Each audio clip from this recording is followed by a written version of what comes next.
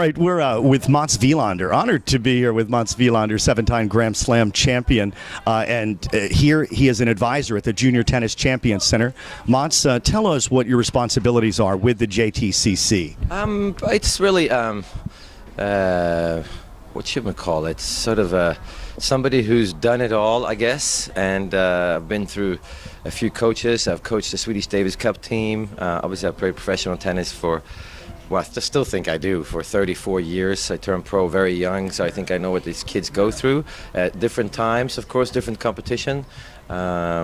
Training regimen might be a little harder. We didn't have tennis academies in the same way, but I think there's a lot that I did that kids and coaches can most probably learn from. And my way is not the only way. This is just a way, and it worked for me, and it could work for some of these kids. Now, what are the differences between coaching a Marat Safin, for example, and coaching children?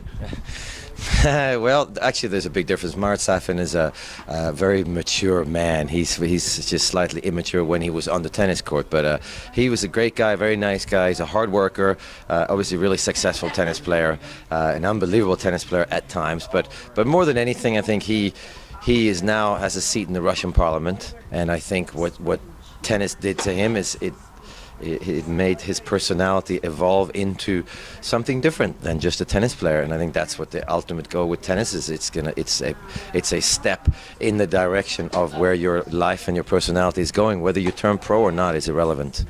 And let me know your assessment of the crop of talent that is here at the Junior Tennis Champions Center. I mean, they have really talented kids. I think there's a lot of talented young girls and boys in around the world.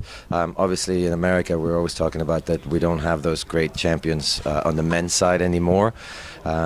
I think this is a great place. I think the whole non-profit sort of organization is good. I think it puts a little more pressure on the kids and most probably on the parents. But in general, I like it because they're not worrying about the best guy. They're worrying about the guys or the girls that are maybe at the end, and they're trying to make them as good as possible. So I think they're trying to fulfill every player's potential, and that's really the job that everybody wants to do. Now, turning to your summer plans, tell me about Wilander on Wheels, or as I like to call it, Wilander on Wheels. Wilander on Wheels. We're going to be traveling around in an RV all of August, leading up to the U.S. Open. We'll be heading out all in the Northeast. We're going up to Boston and around New York, New Jersey, and Long Island, and we're going to do about 3 weeks of clinics and visiting a different club every day.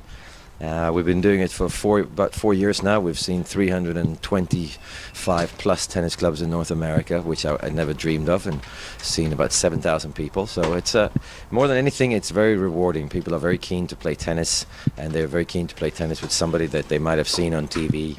And when they realize that I'm out here for selfish reasons, which is to work hard and stay healthy and be fit, but obviously the reward is always coming from the other people.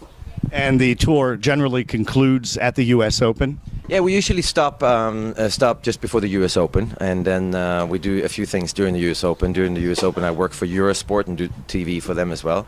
This year, I happen to turn 50, so we're taking the week off before the Open because that's where my birthday lands, the Friday before. But we'll be doing 3 weeks leading up to the Open, take a few days off for my birthday, and then back at the Open. Mats Wilander, thanks for being a part of the JTCC and agreeing to the interview today. Thank you. It's a pleasure.